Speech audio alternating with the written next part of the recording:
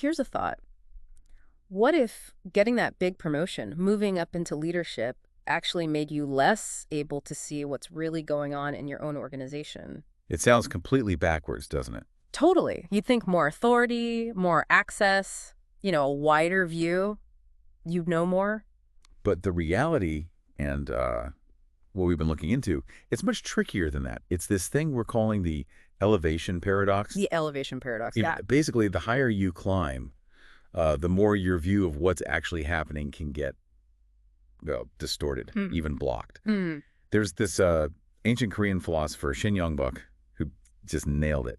He said, the difficulty of working from a high place is that you cannot know whether your writing is straight or crooked. Right? How do you know if you're off track? Exactly. And he says the only way is to diligently ask the people in the low places. Diligently ask. I like that. And that quote, it really gets to the heart of what we want to explore in this deep dive, doesn't it? Absolutely. We want to dig into why this paradox happens, what it means for, how you actually lead day to day. And crucially, what practical things, what actual steps you can take to fight against it.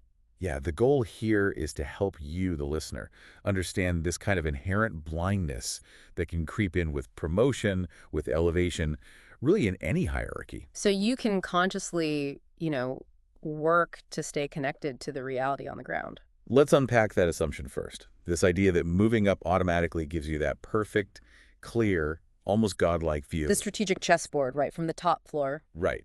But what the research and, frankly, countless real-world stories show is that it's often the opposite. It can be quite dangerous. So what's actually going on? Why does the view get distorted? Well, there are a few things. First, just the simple mechanics of information. As you go up, information travels through more layers to get to you. Okay. And each layer isn't just passing it on. It's summarizing, it's filtering, sometimes consciously, sometimes not. It gets sanitized. Polished up for the boss. Exactly. Think of that kid's game, telephone. You whisper something down the line. When it comes out completely different at the end. Right. Now imagine that, but instead of a silly phrase, it's critical feedback about a product or a major operational snag or what customers are really saying. So by the time it hits your desk, it might barely resemble the original truth. It can be almost unrecognizable. I read this story, a classic example, really. A new CEO at some manufacturing company, right? He gets these reports. Everything looks great. Efficiency's up. This is a rosy picture. Totally. But then he actually, takes a walk around the factory floor by himself. No entourage. He was apparently horrified. Equipment constantly breaking down. People using these crazy unsafe workarounds just to keep things moving. Morale totally shot. Wow. None of that made it into the reports. Not a whisper. All that messy, vital, ground-level reality was just filtered out. He was flying blind, basically. That's a perfect illustration. It's the difference between staring at a clean dashboard and actually, getting your hands greasy looking at the engine. And the higher up you are, the more you rely on others to be your eyes and ears. But here's the really tricky part. People often tell you what they think you want to hear. Or what they think won't get them in trouble. Precisely. They might filter out problems. They think, I should just handle this. Or they present the solution without ever mentioning the ugly problem it solved.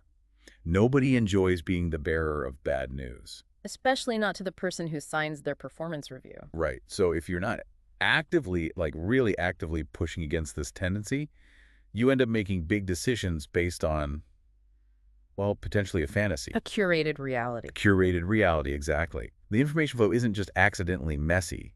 It's often actively shaped to present a certain picture. Okay, so that's the information flow problem. But you mentioned something else, something deeper, about how power changes the leader themselves. Yeah, and this is where it gets really fascinating, maybe even a bit unsettling. Our sources point to actual cognitive shifts. It's not just that the information gets filtered. It's that your own brain starts to filter reality differently when you're in a position of power. Whoa, okay. How does that work? Power literally changes how your brain processes things. There's quite a bit of research in social psychology on this. It shows that people in authority tend to shift their focus. They become more inclined towards abstract thinking. Big picture stuff, strategy, long-term vision, the main metrics. Exactly, which sounds good, right? Yeah. Leaders need to think strategically. Sure, the 30,000-foot view, that's what they're paid for. It is. But the potential downside is that you can start neglecting the concrete details, the messy day-to-day realities that make up those abstract metrics. Give me an example. Okay, so you might see, say, a productivity number going up on your spreadsheet. Looks fantastic. Abstractly, it's a win. But the people actually doing the work, they know that improvement is because they're working insane overtime, maybe cutting corners on quality checks, creating issues that are going to blow up later. So the leader sees the green arrow pointing up, but the team sees the engine about to overheat. Perfectly put. The leader's brain is tuned to the abstract, signal the metric. The team is living the concrete reality, the burnout, the risks. They're processing information at fundamentally different levels. It's like watching a crowd from a balcony versus being in the crowd. Tell me more. Well, from the balcony, you see patterns, overall movement, maybe estimate the size, big picture. But down in it, you feel the jostling, you hear snippets of conversation, you notice maybe someone struggling or a little argument starting over there. That's a great analogy. Yeah. The leader on the balcony might literally not even register those small human-level details because their brain's filter is set to strategic patterns. Okay. Wow. And there's another layer to this cognitive shift. It can impact your ability to take other people's perspectives, even your empathy. Really, power makes you less empathetic. Some research suggests that. When people feel powerful, their ability to accurately sort of tune into the thoughts and feelings of others can decrease. It's not usually malicious. It's subtle. How so? You tend to become a bit more self-focused, more reliant on your own viewpoint, your own beliefs, and less sensitive to the cues coming from others, especially those in less powerful positions. Yeah. Their reality seems less immediate. So hang on. It's not just that information is blocked on its way to you, Right. but your own brain starts filtering differently, prioritizing the big picture, maybe losing touch with the details, and potentially becoming less able to truly understand the perspective of the people experiencing those details. That's the core of it. It's a double whammy, really. Yeah. External filters and internal cognitive shifts working together. That is. Yeah, profoundly unsettling, actually. And here's the kicker, the really dangerous part. Yeah. The higher you go, the more confident you often become in your judgments. Yeah. Even as the actual reliability of the information you're basing those judgments on might be decreasing. So confidence goes up, accuracy goes down. That's not a good combination. It's an inverse relationship that can be incredibly treacherous. Your authority boosts your confidence, but your altitude can erode your accuracy. That sounds like the setup for so many leadership failures, doesn't it? People utterly convinced they're right, charging ahead. While unknowingly drifting further and further from the actual situation. Because their confidence felt so solid, but their connection to reality had become so thin. It makes you think, doesn't it? For you listening, have you ever felt that? Maybe after a promotion, you suddenly realized you actually knew less about the nitty-gritty than before. Or maybe you've worked for someone who seemed completely disconnected, making decisions that just felt out of touch with what was really going on. That's this elevation blindness in action. Okay, so if moving up naturally creates these blind spots and our own minds kind of conspire to make it worse, what do we do? What's the fix? Well, the philosopher Shin-Young Bak gave us the clue, right? Diligently ask the people in the low places. Diligently. That's the operative word. It's not passive. Not at all. Just saying, my door's always open. Yeah. Or sending out an annual survey. That's not enough.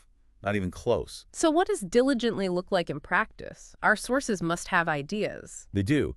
The core idea is about building, let's call it a truth-seeking infrastructure. You need systematic, intentional ways to get unfiltered reality flowing upwards. A truth-seeking infrastructure. I like that. Okay, what are the components? Well, first, you need multiple, diverse ways to get feedback. Don't just rely on your direct reports or the formal chain of command. Because that's where the filtering happens. Exactly. You need to build real trust and have direct conversations across different levels. Things like regular skip-level meetings. Where you meet with people 2 or even 3 levels down without their boss in the room. Precisely. Creating a space where people feel genuinely safe to be candid, that's crucial. I heard about one company where the CEO did reverse mentoring. Junior folks mentored senior leaders on stuff they were closer to, like new tech or the real impact of a policy. That's a fantastic example. It directly bridges that perception gap. Another powerful technique is the Gemba walk, which comes from lean manufacturing. Gemba. It basically means the real place, going to where the work actually happens. So walking the factory floor, sitting in the call center, riding along with the sales rep. Yes. And critically, not going there to judge or direct, but just to observe, to listen, to soak in the actual operational reality directly. You can't easily filter what you see and hear with your own eyes and ears. Much harder. Okay, so that's channels. Second, you need to ask different questions when you use those channels. Meaning, not just, how's it going? Definitely not. That just invites the standard fine. You need questions designed to pull out the unvarnished truth. Like what? Give me some examples. Okay, how about, what's one thing that's really frustrating you right now that someone in my position might just not see? Ooh, that's good. Direct. Or, if you were sitting in my chair, what's the very first thing you'd change about how we do X and Y? Powerful. Forces a concrete answer. Or even, what's a common rumor or, an unspoken truth that's floating around that you think I probably should know about? Wow. Asking that takes some guts. It does.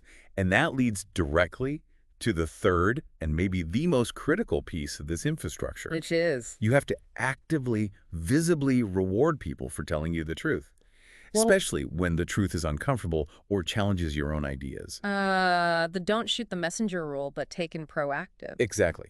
Because if someone bravely brings you bad news or points out a flaw in your pet project and your reaction is defensiveness, anger, or subtle punishment, You've just shut down that truth channel. Probably permanently, Yeah. where everyone hears about it. you got it. You guarantee you'll live in an echo chamber. So how do you reward it, beyond just not punishing someone? Several ways. First, really listen. Acknowledge the input seriously. Say things like, thank you. That takes courage to bring up, and it's exactly the kind of thing I need to hear. Even if you don't agree or can't fix it instantly, Okay, acknowledgement. What else? follow up. Show that you took it seriously. Maybe investigate the issue they raised, even in a small way. Let them and others see you acting on uncomfortable truths. Makes it real. And third, if their insight does lead to a positive change, give them public credit. Celebrate the person who brought the problem or the critique to light, not just the eventual solution.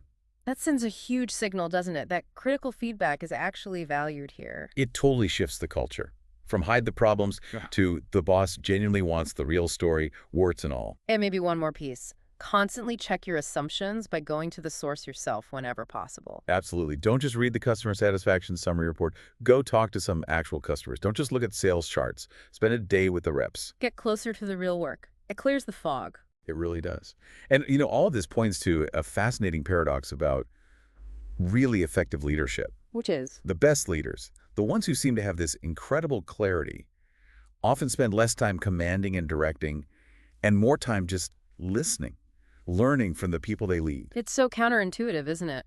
We expect leaders to have all the answers, to project total certainty. But maybe the real strength, as these sources suggest, lies in humility, in recognizing you don't have all the answers, and then being relentless about finding them wherever they might be in the organization. Think about the leaders you really admire. Yeah. I bet if you look closely, they're constantly asking questions, challenging their own thinking, staying connected to the front lines somehow. It's not about being the smartest person in the room.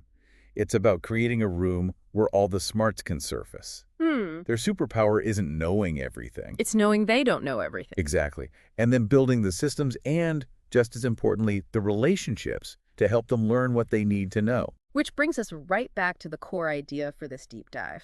The higher you rise, the more you need to borrow the eyes of those below you. Beautifully put. Real leadership isn't about having the monopoly on insight. It's about creating the conditions for insight to emerge from anywhere, and critically making sure it can actually travel upwards to where it can make a difference. And back to Shin Young Bak one last time. That elevation. It's a huge privilege, the power to shape things, to guide. But it's also a trap. A subtle, dangerous trap. The illusion that just because you're higher up, you automatically see more clearly. So the leaders who really get it, who avoid that trap, they understand their main job isn't necessarily to have the perfect vision from the top. Right. It's to build and maintain those systems, those relationships, that pipeline that brings the ground truth up to them, no matter how messy or uncomfortable it might be. They accept they have blind spots and actively work to compensate for them. Because in the end, leadership isn't about you always being right. It's about creating an environment where the right answers can be found and acted upon wherever they come from. Remember this. The higher you climb, the more intentionally you need to listen. Absolutely. Okay, so let's make this really practical for everyone listening. Here's a challenge for you this week. Let's hear it. Find one person who works at least 2 levels below you. Or if your organization is flatter, Someone who's right there dealing directly with customers or doing the core operational work. Yeah. Take them for a coffee, virtual or real, or just pull them aside for a few minutes. And the entire point of this chat is not for you to talk or give direction. Just to listen. Exactly. Ask them something direct like, from your perspective, what's one thing happening around here that you think I might be missing? Or what's the biggest source of friction or frustration for you right now that people higher up might just not see? And then just listen. Really listen to the answer. Yeah. And while you do that, maybe reflect a little. Right. Have you ever felt that elevation blindness kick in as you've moved up? What did that feel like? Or think about leaders you've known. Who was really good at staying connected despite their position? How did they do it? Who seemed completely out of touch? Reflecting on those experiences, both good and bad, can teach you a ton. This simple conversation, asking that one question and truly listening, it might be the most insightful, most strategic thing you do all wet.